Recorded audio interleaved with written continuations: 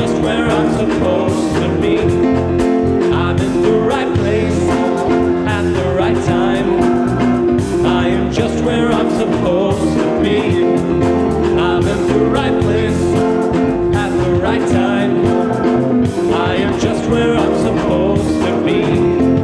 Oh, my soul is welcome here. Oh, my soul is welcome here. I am getting the message loud and clear. My soul is welcome here.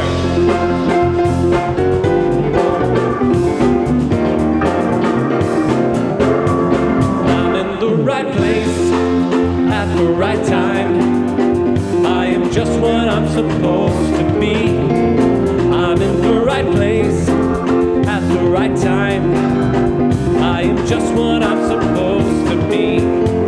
Oh, my soul is welcome here. Oh, my soul is welcome here. I am getting the message loud and clear. My soul is welcome here. Oh, my soul is welcome here. Oh, my soul is welcome here.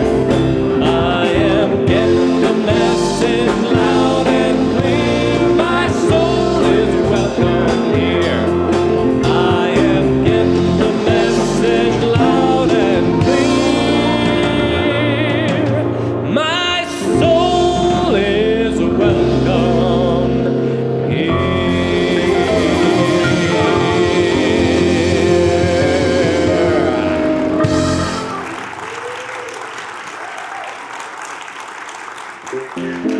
Well, good morning and welcome to Unity Church of Overland Park.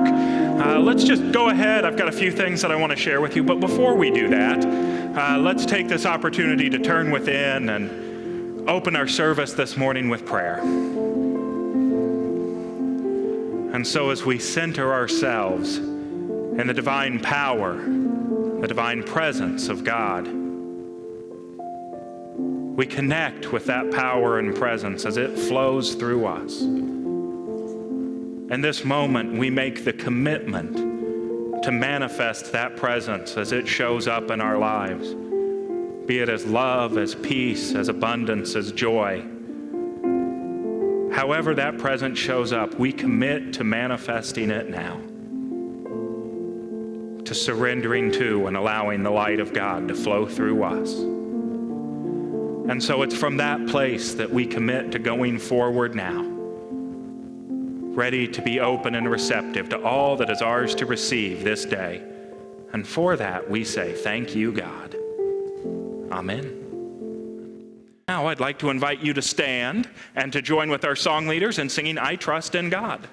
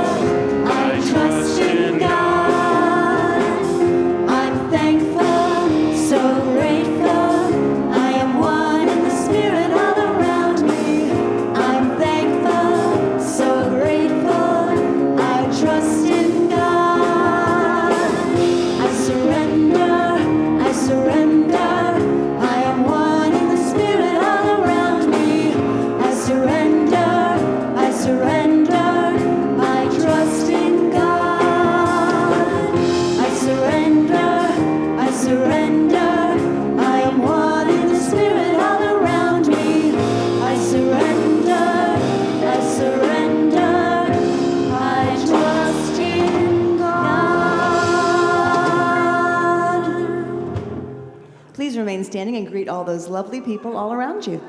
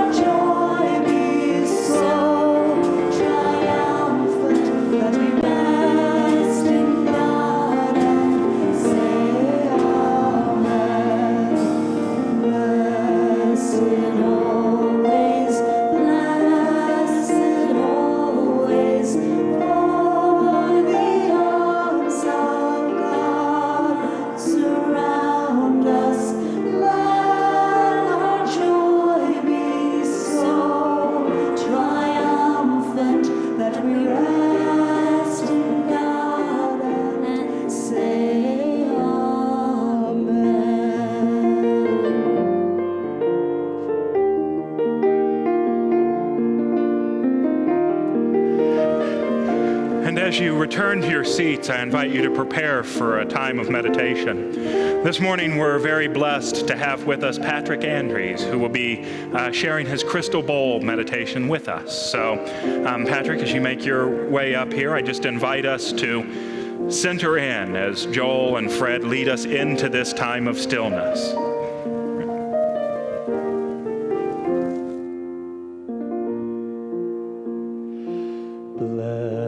Blessed always, blessed always, for the arms of God surround us.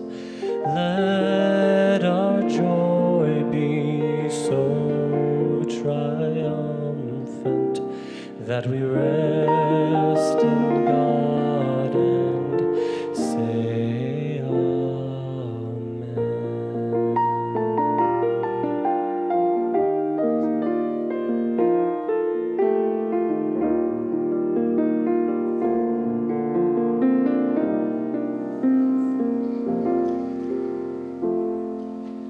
Take a moment now as you take in a deep breath to allow your eyes to gently close.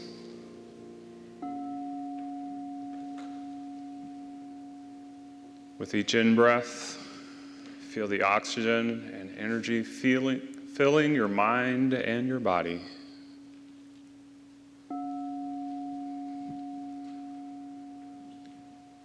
Just allow your mind to focus completely on the vibration of each tone, allowing it to permeate your body, flowing in and through you.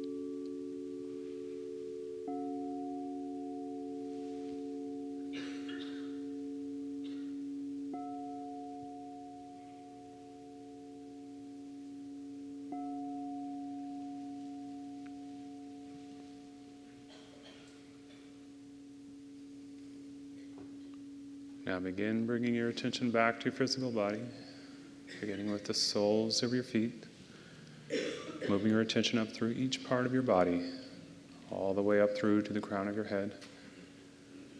Reacquainting yourself with your body once again.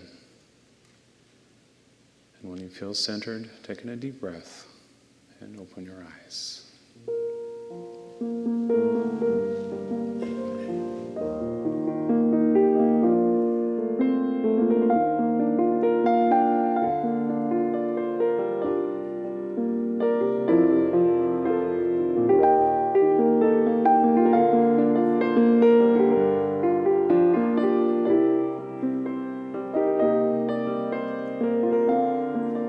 Please join us in singing Blessed Always.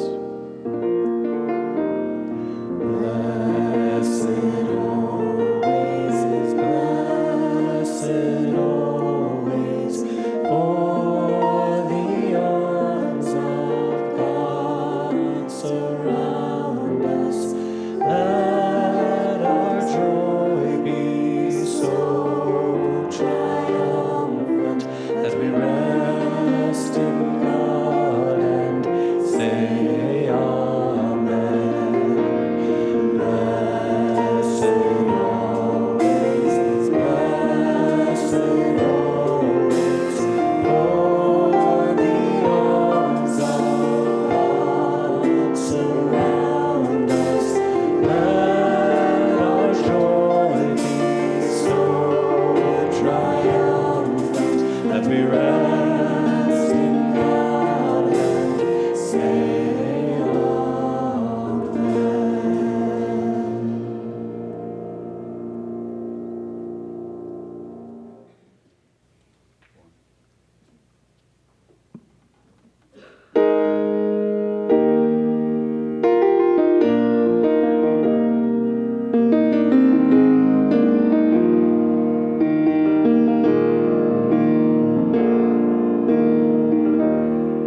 It isn't like I've always wondered what I was made of. Is this really me?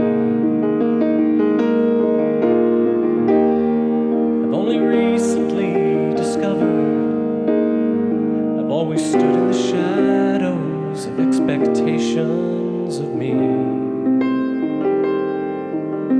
Now that I see there's no judge, there's no jury. Now that I know I can find my own road, I get the feeling that I have never known.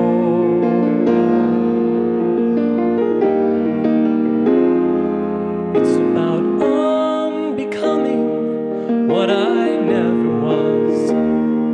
It's about unlearning what was never true. It's about unbelieving all the lies that I've been told.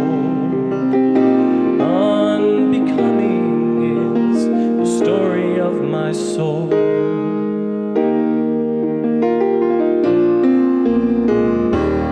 Everybody's name is given.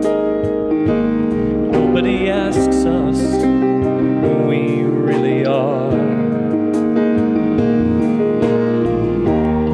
But after so many years of living, you wouldn't think the answer would still feel so far. I'm slow, I'm smart, I'm accounting, I'm art. I'm left brain or right, I'm a morning person or night. Well, maybe it's time to step outside those lines and see who I find. It's about unbecoming what I never was. It's about unlearning what was never true. It's about unbelieving all the lies that I've been told. Unbecoming is the story of my soul. The scariest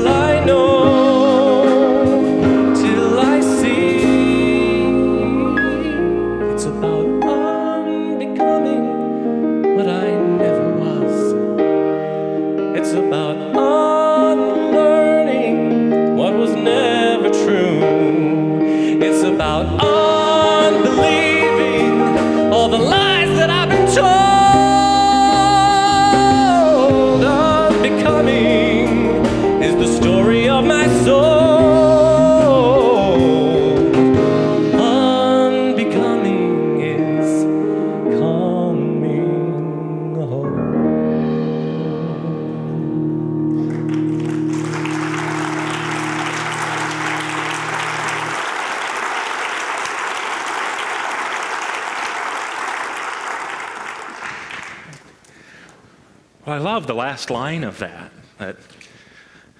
unbecoming is about becoming this whole home. Coming home. Because that's really what our spiritual journey is about. It's about coming home to that truth, that presence of God is within you, and that presence of God is not just within you, but it's an active force in your life for good. God the good, omnipotent. I love the way that flows into this idea of what our goal is. Now, first of all, I would like to congratulate you for showing up today on a day when we're going to start looking at one of Charles Fillmore's teachings. Those of you who know Charles know that he's not always the easiest to dive into and to understand and to work with. And if you're sitting there going, who is Charles Fillmore? That's all right. Charles and Myrtle Fillmore are the founders of Unity. They're the ones that founded the Unity movement. So Silent Unity and Unity Village, all of that exists because of Charles and Myrtle Fillmore. And if you've ever tried to read some of Charles' books, like I said, you'll find that they're not the easiest things to read. I would recommend not trying to read them right before bed, but just to let you know a few things about how those books were created. You see, Mr. Fillmore, he never really set out to write a book. That wasn't his intention. What Mr. Fillmore loved to do was this sort of thing. He loved to teach, he loved to speak to a large group, and then he loved to get into classroom settings.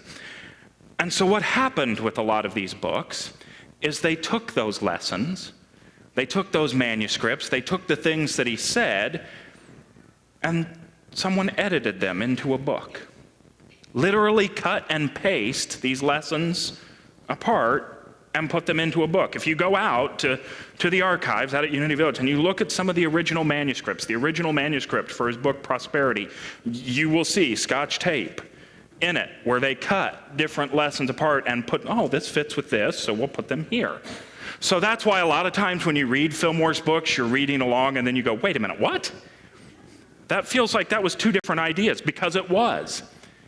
It was never intended to go right after the other one. That's also why you'll see him sometimes talking about atomic energy and the atomic bomb and the work that's going on by scientists, and then 3 paragraphs later, it's all of a sudden 1896. This is what's happening here. But I say all of that with respect to the fact that there is some profound stuff in what Mr. Fillmore created. And one of those very profound teachings that you can read about is something called the 12 Powers. And so that's what we're going to spend we'll include today in this, we're going to spend the next 3 weeks looking at what these 12 powers are, or at least what some of them are, and how we can use them in our lives to deepen our connection to the presence of God. Because at the end of the day, that's what it's all about. At the end of the day, it's about deepening your connection to God. And so these 12 powers then become just one more tool that we can carry with us to deepen that connection to God in any moment. So we'll go over what all those are. And then next week we're going to come back, and next week will be our September 11th Remembrance Service. Next Sunday is the 15th anniversary of the September 11th attacks. So we're going to take some time, yes, to remember, but also to use some of these 12 powers to call forth in us the ability to make the commitment to be peace in our world, to see love spreading in our world. So even though it's kind of not quite in line with the series, we'll still do the 12 powers next week. And then the week after that, we'll take a look at a few more powers that you can use in your life. Because what I want you to understand is that this is not about being able to recite the 12 powers. I don't care if you can name them or not. If you want to, that's great. But no one's going to test you on that. No one's going to ask you, you see, Mr. Fillmore assigned disciples with each power. Nobody's going to ask you, hey, the power of love, what disciple goes with that? Those are good things for us to know up here in our head. But spirituality isn't a mental exercise, people. This is an exercise of the heart. And so these 12 powers then become tools that we can use to work through that presence of God in our heart. It doesn't matter if you know all 12 of them. It doesn't matter if you disagree with Mr. Fillmore and think there's 15 of them. What these really are divine qualities of God. Divine qualities that live within each and every one of you. Qualities that are yours to express in any moment. Qualities that express themselves whether you like it or not. So the work that we have to do in manifesting these powers becomes not just in knowing what they are and when they might apply in our lives, but in constantly and consistently going back to remind ourselves that these qualities, these divine ideas, these 12 powers are gifts within us that allow us to express the fullness of God. So we're going to take a look at a few of them today. I know there are some people out there that I like to call them 12 powers junkies. They love the 12 powers. So if there's any of you out there that are sitting there going, oh, I hope he gets to will, I hope he gets to will. I may not. Just know that's okay. Because what I really want you to get is not the quality itself, but the idea that when you utilize these divine qualities within you, you're using them to do two things. First, to deepen your connection to God. To deepen that connection to the power and presence expressing in you. And the second thing is to use these qualities to make the biggest impact for good that is possible in the world around you. So it doesn't matter if you're calling forth faith or love or order or wisdom or power or life or understanding or strength or will or imagination or release or enthusiasm. It doesn't matter which one of those 12 you're trying to call forward. What matters is the intention with which you're trying to call it forward. The intention that you're holding as you're trying to bring forth the power of imagination in your world. So we're going to look at, like I said, we're going to look at 3 of them. May not be your favorite one, and that's okay. But we're going to look at these 3 qualities that you have within you to call forward. And the first one that I want to look at is faith. Now, I know I just talked about faith a little over a month ago, so we won't spend a whole lot of time on faith. But the reason I wanted to bring it up first was because Mr. Fillmore believed that faith was one of the most important powers for us to develop. He believed that it was so important that we develop our quality of faith because that was what let us use all of the other divine qualities within us. And this makes a little bit of sense if you think about it, because the idea of faith is that you know beyond knowing that the power and presence of God as good is active in your life. So it's hard to utilize the divine imagination from that power and presence of good if you're really not kind of sure it exists in the first place. So his belief was everything becomes grounded in faith because that's the bedrock, that's the foundation that the rest of these powers come from. And Mr. Fillmore took this belief from the scriptures. I'm going to test you today. It's always fun to test a Unity audience with the Bible. It's real fun to see some of them just, don't I? And I messed up at the first service and gave the answer when I asked the question. They thought they got off, I just asked a harder question. So, but who was the first disciple that Jesus calls? No, Peter. Jesus calls Peter first. Does anybody know what Peter represents? Faith. So when Mr. Fillmore looked metaphysically at this story, what he saw was the idea that when we're trying to express our Christ self, when we're trying to express that perfect nature of God within you, you have to call faith forward first.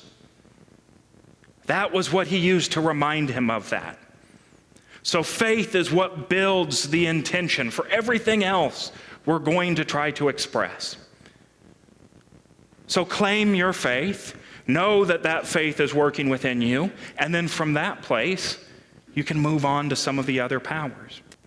The other thing I found out, and I don't know, maybe some of you will agree with me, is that you can use just one of these divine qualities. Usually what happens is you call forward your faith, and then another one shows up to use. They kind of flow one into the other.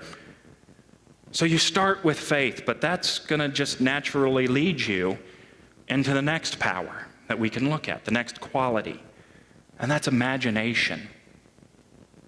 You see, imagination is that creative quality within us.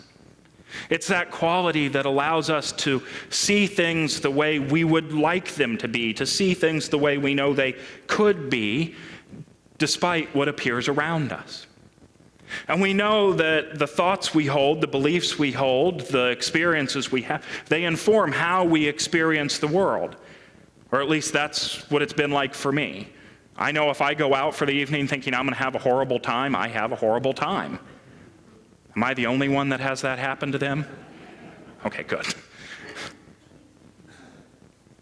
So what we think about begins to create what we experience. And that's where this quality of imagination begins to work in our lives. The things that we are imagining as true are the things that we begin to experience in the world around us. And you see it with children all the time, the way they imagine and they play. Right now, Harper is imagining she's a doctor. She plays doctor. Sarah and I are just... We've been getting lots of shots all week. It's been a whole lot of fun.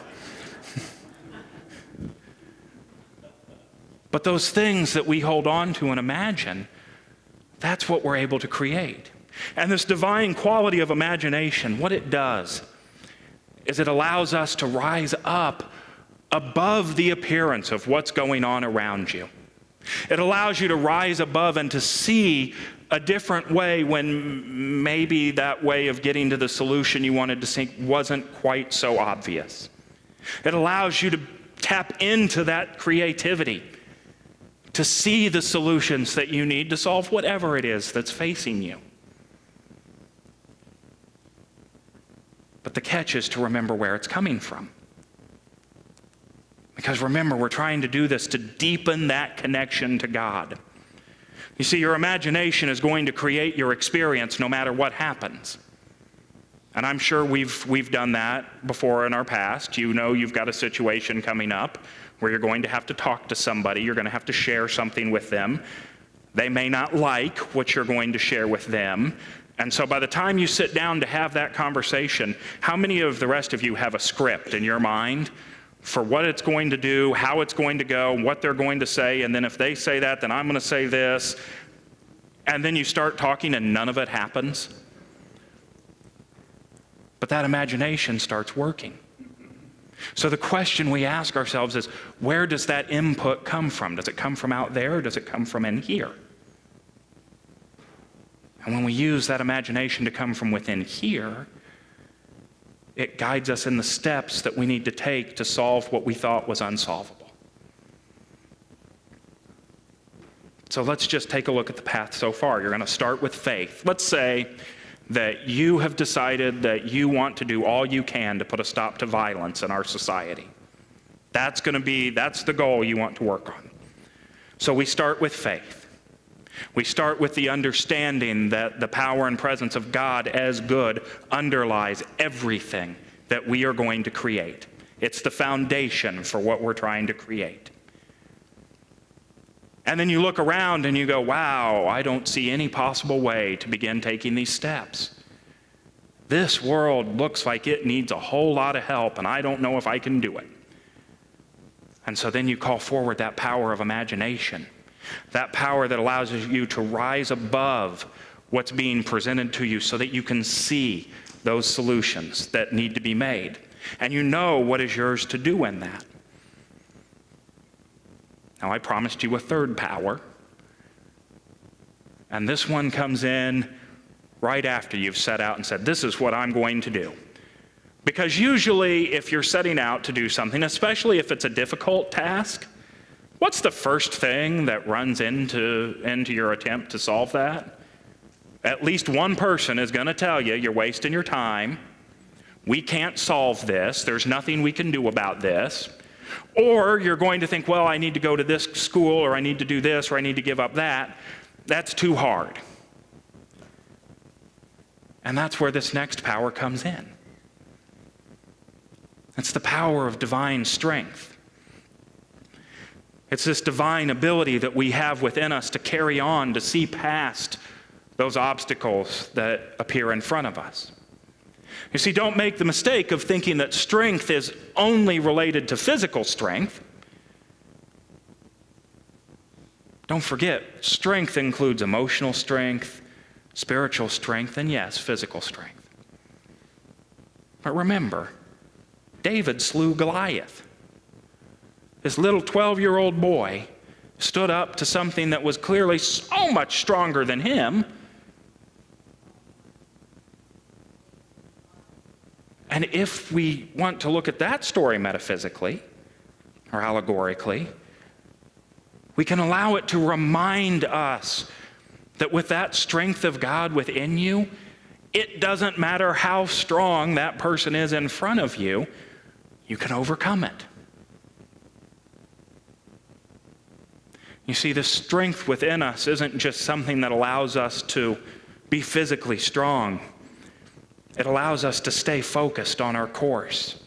It allows us to keep in front of us what is ours to do, to be persistent. If you have something you want to achieve in your life, but think, man, I may not be strong enough to do that, this is the power that you call forward. When an obstacle arises in front of you and you want to look at it and go, I can't handle that by myself, I'm not strong enough. This is the power that reminds you that you don't have to handle it by yourself because you have God with you to help you. We call forward that idea of divine strength. It's the idea that when the going gets tough, we can call forward the strength within us. It's okay, I'm getting close to the end.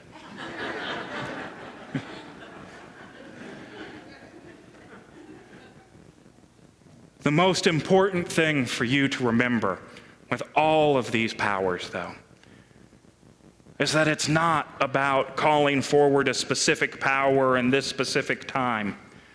It's not about remembering that when I face this challenge in my life, I need to call forward this. Or when this happens, then I just need to be more of this. It's about remembering that each one of these powers comes from that presence of God within you. You see, the real tool that we get to use with these 12 powers is a tool that deepens our connection to Spirit. So whether you need more faith, love, wisdom, whatever it is, first take the opportunity to center into the presence of God that you are. Take the opportunity to affirm that you are the Christ nature, that you are whole and perfect. And then from that place, call forward your faith. Call forward your love, your strength, your imagination, whatever quality it is that you need to support you in this moment. But remember, it begins with God. So let's take an opportunity to do that right now. We're just going to center in as Fred makes his way to the piano. It's always fun to do these meditations at the end of it because we never really know whether or not he's going to play or not. I just kind of look at him like, do you want to play? And he'll kind of, but welcome. You're here now, so I suppose we'll do this then. Yeah. I called forward imagination, and look what. So let's just take this opportunity to connect in with that power, that presence of God within us. To affirm that right here, right now, right where we are, God is. For its light is within us.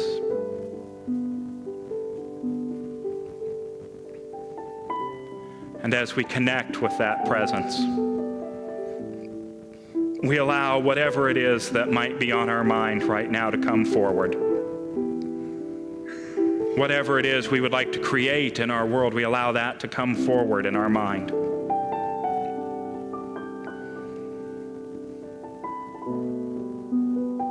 And now in this moment, we call forward whatever divine quality we need to help us move through that question, the challenge, the concern, whatever it might be. We call forth the quality that is best equipped to support us right now.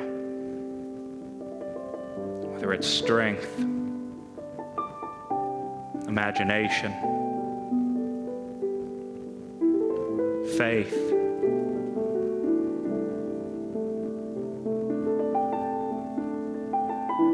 whatever that quality might be, we affirm that the Christ within us, working as that quality, supports us in all that is ours to do.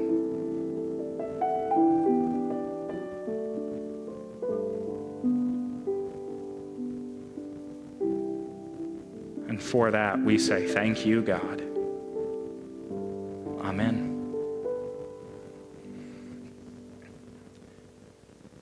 And thank you, Fred.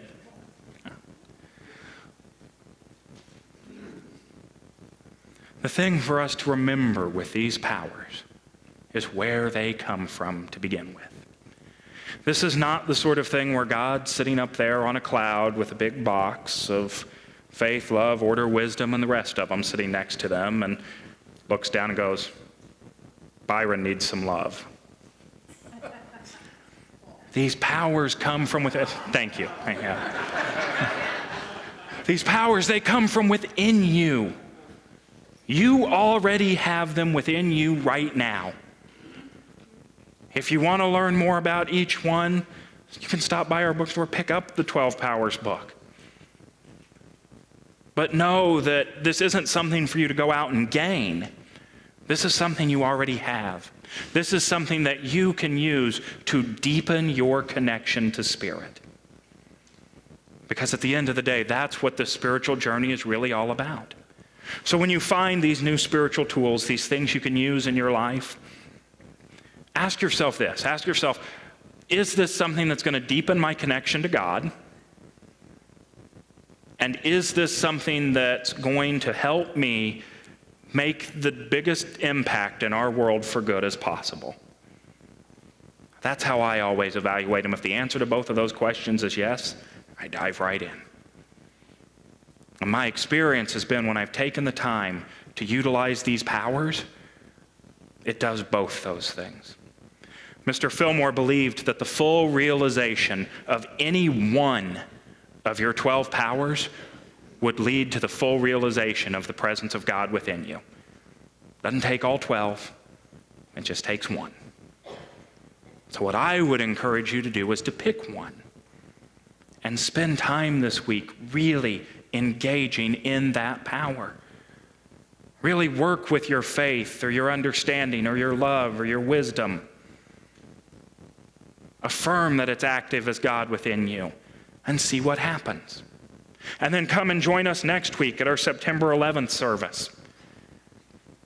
And commit to being love and understanding in our world. And then come back the week after that and learn about a few more powers. These are all tools that you can use to deepen that connection. Because at the end of the day, that's what we're trying to do. Be more of the light of God. And so good luck on your journeys. And God bless you.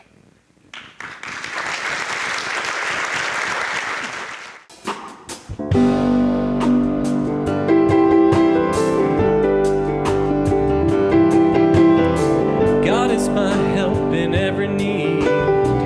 God does my every hunger feed.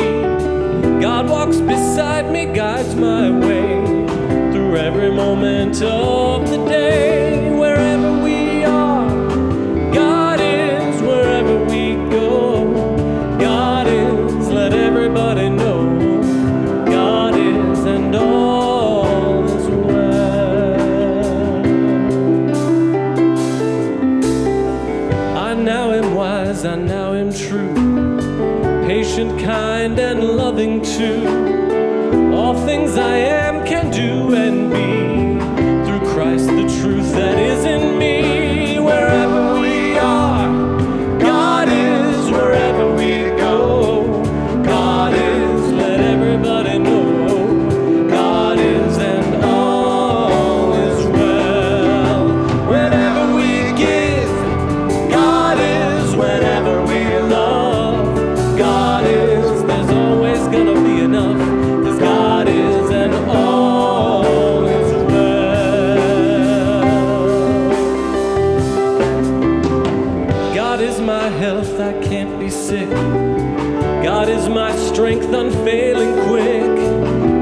my all, I know no fear.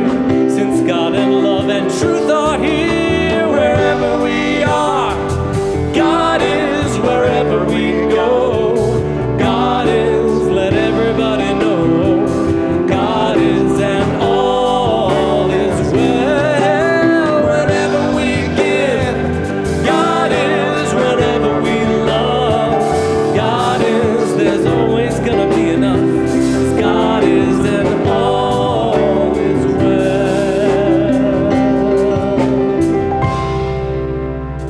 The light of God surrounds us. The love of God enfolds us. The power of God protects us. And the presence of God watches over us.